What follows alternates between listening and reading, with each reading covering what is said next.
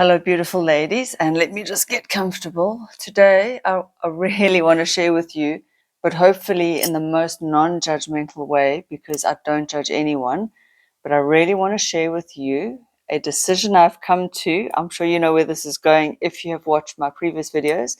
I've decided I'm done with alcohol. I'm going to quit. I'm no longer going to drink alcohol. And I want to share this decision with you, not to say that you need to do the same. You do you, it's your life. But there's such a peace that has come to me through making this decision. And I realized that up until a few weeks ago, I hadn't actually made a decision to not drink. I was just experimenting, playing around for the last 2 years, just seeing how it goes, but always leaving the door open. So saying, well, if I feel like it, if I'm at a wedding, if we go out, if I want to dance and have fun, if I want to let loose, I will, which is fine. That's what I needed to do. But the last 2 times now recently, we went out dancing and I had a few drinks and I just thought, yeah, there's the woo feeling and you get on the dance floor. But then there's those few days where I just feel like shit, sorry to say, afterwards. And it takes me roughly like a full 5 days, almost a week, to just feel back to equilibrium. And it's not worth it for me. It's not worth it for me. I'm not telling you what to do. You do you. It's your life. But I've delved into the research, obviously, otherwise I wouldn't have even decided not to have alcohol. But I mean, I've watched the Human Lab podcast. I've listened to the Rhonda Patrick long 3-hour thing. The Anatomy of Human, what's this? The Institute of Human Anatomy, that guy. He's got a very good one about how alcohol travels through your body and what it does. There's so much out there. I mean, there really is so much on the science of alcohol. And at the end of the day, it's a toxin. It's a carcinogen. It's not good for us.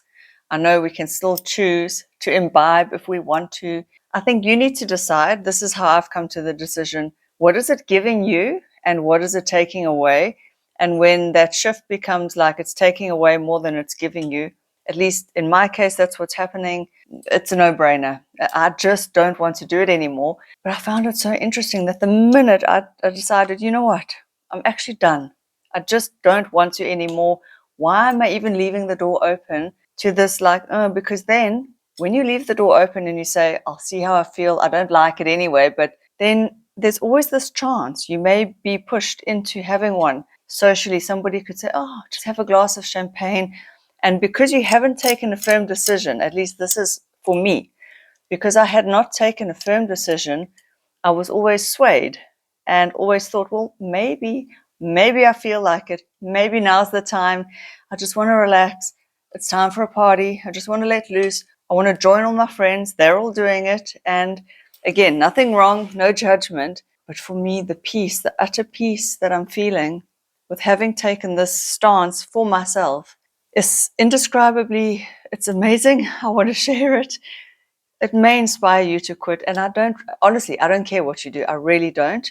What has happened for me, the revelation for me is that since I took a decision, it's allowed me to socialize even better. And I don't know why, but it's just given me that freedom of, I don't need to sit and agonize about a decision in the moment. I don't have to have one and think, oh, am I going to have another one now? And is that other one going to lead to 3 or 4? And then I'm going to feel shit. It's taken all that away. It's given me peace knowing I will never have a hangover. I will never have a headache from alcohol again in my life. If I take this decision, I will never not be able to rely on myself in any moment because I'll be sober at every moment. I can drive myself home from any situation because I'm sober. I never have to worry about being under the influence. I never have to worry that I've said something in a wrong way or I've slurred my words or I'm going to stumble and fall. It's just so peaceful. And I know that alcohol doesn't add anything. I know this. But of course, each one has to make the decision for themselves. For you, it might add something. You know, some of us enjoy a good red wine, a lovely champagne. I always used to until red wine gave me such a headache. I had to stop. Physically, I had to stop. And so I'm thankful to my body that it's no longer tolerating it, because if I still enjoyed it without the negative consequences, I may very well be still drinking to this day. And so if you can drink without consequence, then more power to you, and carry on and ignore this video. I'm not saying there's a right or a wrong, but what I'm saying is, if you are one of those people like me who never really enjoyed it, who was always on the fence about it, who felt the buzz, but always felt like it's not worth it, the next day you feel like shit, why am I doing this? You can actually just stop. You don't need to be a problem drinker or have hit rock bottom or any of that to want to stop. I just realized I can give myself permission to not drink for the rest of my life. I never need to do this horrible thing that I don't want to do. And that is the freedom for me, is that I never wanted to drink in the first place, but society just put it on, like it just put it on me. Every single person I know, every friend drinks, except maybe one or two. And I can't really think of exceptions other than friends who are Muslim and then they don't drink for religious reasons. And even a lot of them do.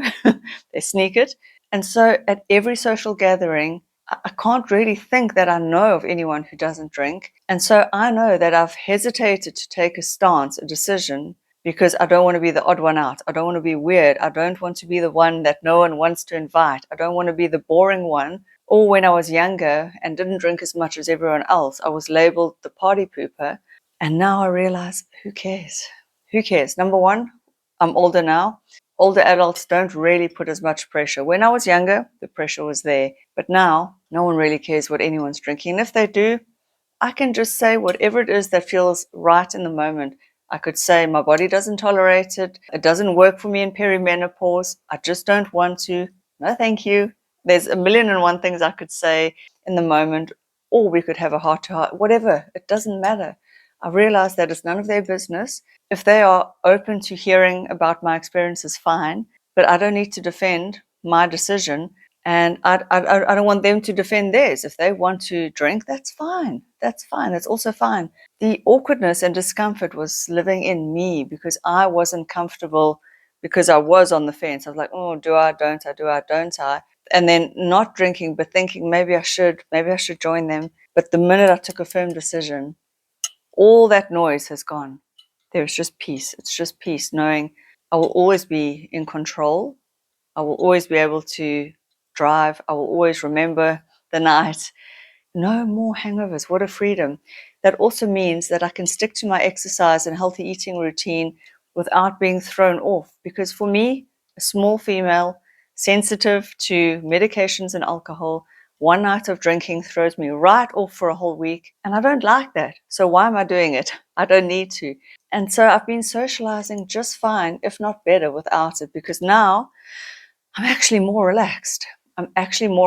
And whether other people are enjoying their glasses of wine or their beer or not, it actually doesn't bother me. Whereas it used to before. And I think because I hadn't come to peace in myself with what I wanted to do, then it used to bother me, because I would sit there thinking, well, if only they didn't drink, then I wouldn't drink. And it's almost like putting the blame on everyone else.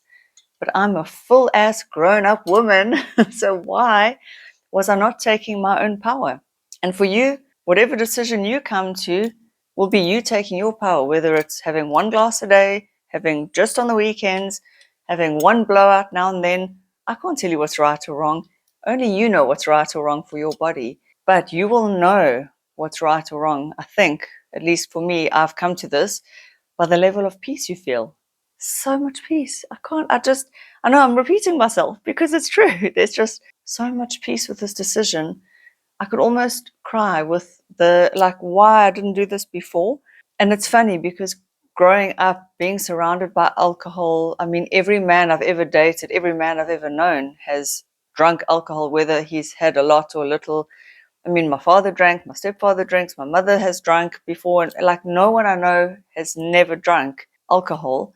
You know, they obviously go through periods of more or less or whatever, but socially, everyone I know drinks. Everyone I know drinks. And so it was almost like I felt I never had a choice, but I do, and I don't have to. And that has freed me up tremendously. And so I just offer that to you. And you might feel like the odd one out, and that's fine. That's fine. Be the odd one out. Together we could start the change where at least what I wish for is that it would be equally acceptable for people to not drink as it is for people to drink. So right now, it's very socially acceptable to drink, and that's fine. I'm not judging anyone, but I want it to be equally socially acceptable for somebody to be at a party or at a function or at what we call here a braai or a barbecue. You guys in Australia and UK, you call it a barbecue. I want it to be equally acceptable where people can be there and not drink and no one bats an eyelid and no one like looks at you funny. Because if you say, I'm not drinking, they're, oh, why? Why? Why? And then they assume you must have had a problem. And that's not the case. I want it to feel normal, normalized, to just say, not drinking, never have drunk, not going to drink. Whereas now it's so not normal, and the norm is to be a social drinker. And the norm, obviously, the ideal is to be a moderate social drinker, but that's so hard to achieve. Everyone I know has had nights or moments where they've gone way over what they wanted to, because moderation is very hard to achieve with alcohol because its very nature is to lower your inhibitions and ruin your decision making.